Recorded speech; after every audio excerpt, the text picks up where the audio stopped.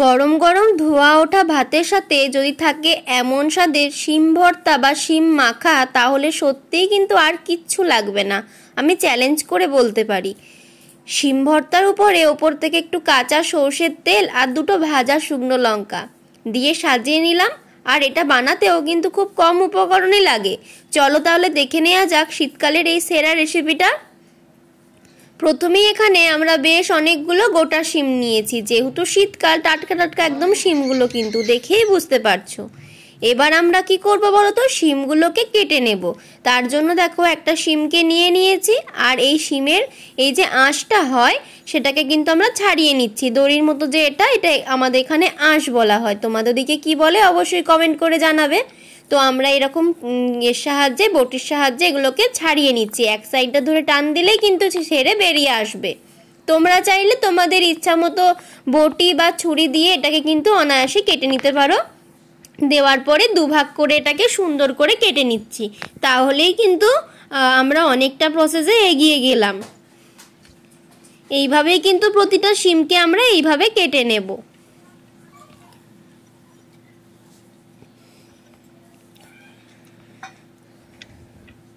তো দেখো বন্ধুরা, সমস্ত শিমগুলোকে কিন্তু আমরা সুন্দর করে কেটে ধুয়ে রেডি করে নিয়েছি। এবার আমরা রান্নার মূল পদ্ধতিতে যাব, কেমন?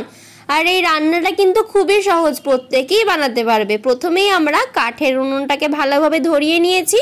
এবার একটা কড়াই বসিয়ে তার মধ্যে দিয়ে দিচ্ছি পর্যাপ্ত পরিমাণে জল।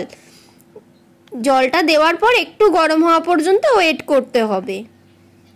শিমগুলো আমি জলের মধ্যে দিয়ে দেবো।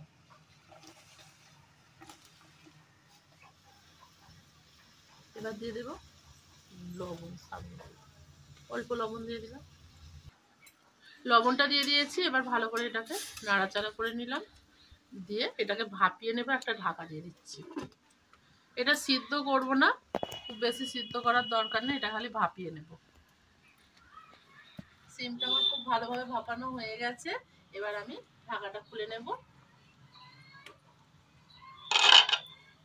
এই তো সিমটা এইভাবে ভাপানো হয়ে গেছে। এবার আমি সিমটাকে জল থেকে ছেঁকে তুলে নেব।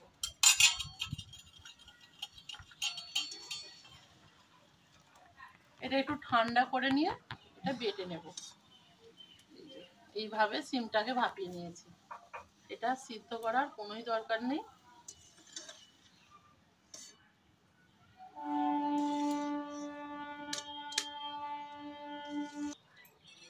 সিমটা ভালোভাবে ছেঁকে তুলে নিয়েছি। এবার সিমটা একটু ঠান্ডা হলে আমি ভালোভাবে সিলে বেটে নেব।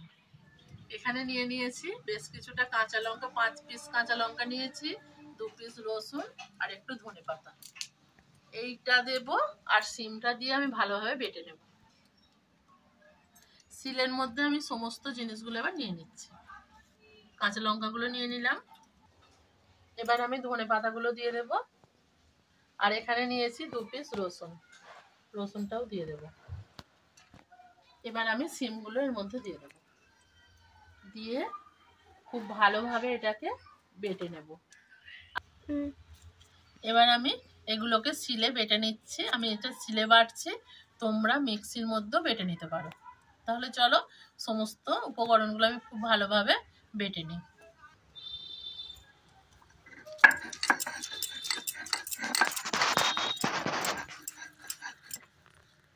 এখানে জল ব্যবহার করার কোনো দরকার নেই, এমনিই বাটা হয়ে যাবে।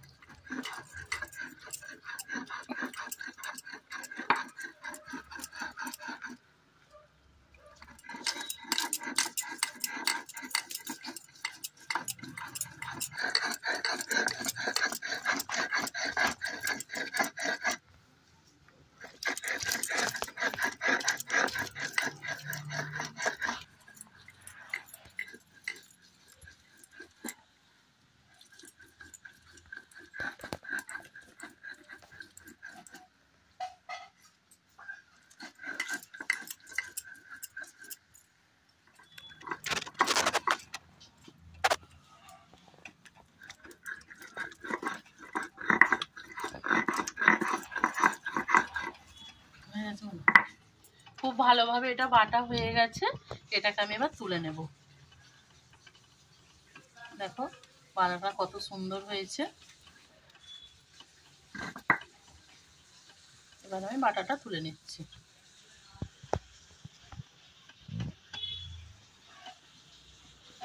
সিমটা আমার খুব ভালোভাবে বাটা হয়ে গেছে। এবার আমি কড়ার মধ্যে তেলটা দিয়ে রান্নাটা করে নেব। চলো, কড়াইয়ের মধ্যে তেল দিয়ে দেবো, সর্ষের তেল।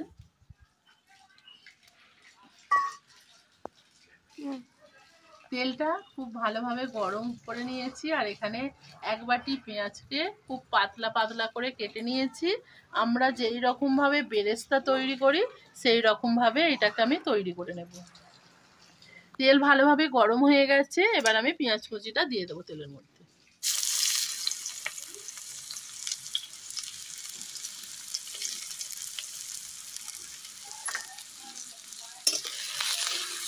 দিয়ে এটা খুব ভালোভাবে লাল লাল করে ভেজে নেব।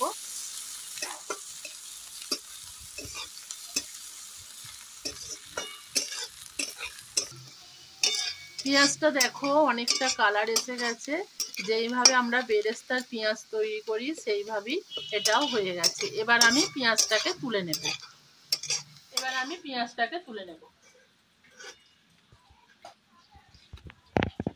পেঁয়াজটা তুলে নিলাম।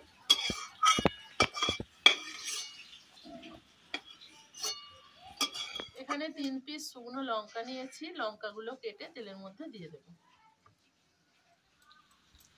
তেলের মধ্যে লঙ্কাগুলো দিয়ে দেব, দিয়ে লঙ্কাগুলোকে খুব ভালোভাবে ভেজে নেব, ভেজে তুলে নেব লঙ্কাগুলোকে। লঙ্কাগুলো ভাজা হয়ে গেছে, এবার আমি লঙ্কাগুলোকে তুলে নেব। এবার তেলের মধ্যে দিয়ে দেব কালো জিরে। কালো জিরেটা তেলের মধ্যে দিয়ে দিচ্ছি, দিয়ে ফোড়নটাকে খুব ভালোভাবে ভেজে নেব। কালো জিরেটা ভাজা হয়ে গেছে, এবার তেলের মধ্যে দিয়ে দেব এই সিম বাটাটা, দিয়ে ভালোভাবে এটাকে কষাতে থাকবো। এবার দিয়ে দেব লবণ। সিমের মধ্যে তখন আমি লবণটা দিয়েছিলাম, সেই বুঝে এখন লবণটা একটু দিয়ে দিব।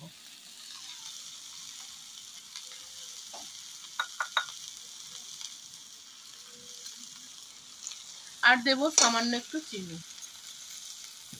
দুটো ভালোভাবে দিয়ে এটাকে আর একটু কষিয়ে নেব। যখন সিমটা অনেকটা শুকিয়ে শুকিয়ে আসবে, তখন যে বেরেস্তার জন্য পেঁয়াজটা আমি ভেজে রেখেছিলাম তখন সেটা দিয়ে দেবো।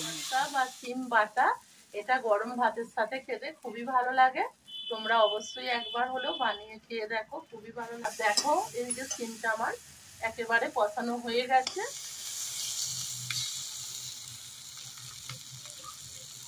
বলো, সিমটা আমার খুব ভালোভাবে এখানে কষানো হয়ে গেছে। এবার আমি এখানে দিয়ে দেব বেরেস্তা, যে পেঁয়াজটা ভেজে রেখেছিলাম পেঁয়াজটা দিয়ে দেবো এর মধ্যে। পেঁয়াজটা দিয়েও খুব ভালোভাবে এটাকে কষিয়ে নেব।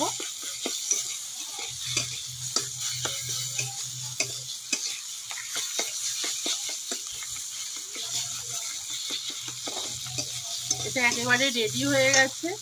আর এবার আমি এখানে যে লঙ্কাগুলো ভেজে রেখেছিলাম তার থেকে একটু লঙ্কা এর মধ্যে গুঁড়িয়ে দিয়ে দেব।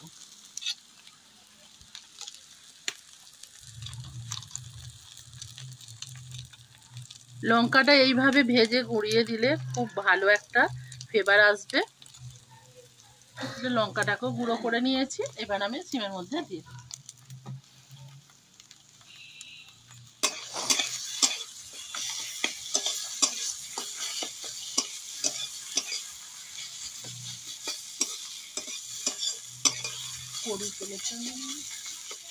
এটা একেবারে রেডি হয়ে গেছে, এবার আমি এটা তুলে নেব। এই সিম বাটা বা সিম ভর্তা গরম ভাত দিয়ে খেতে দুর্দান্ত লাগে। এইটা থাকলে আর কিছুই লাগবে না। তাহলে চলো এটাকে আমি তুলে নিই।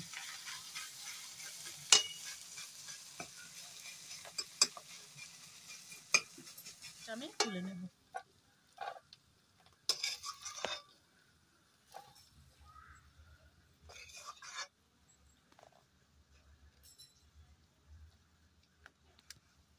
এবার আমি এর মধ্যে দিয়ে দেব একটু সর্ষের তেল, ওপর থেকে সর্ষের তেল একটু দিয়ে দেব।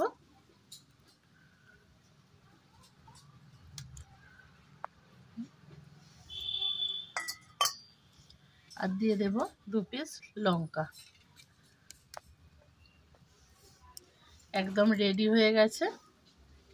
তো দেখতেই পেলে কত সহজে বানিয়ে নিলাম এমন সুস্বাদু শিম ভর্তা।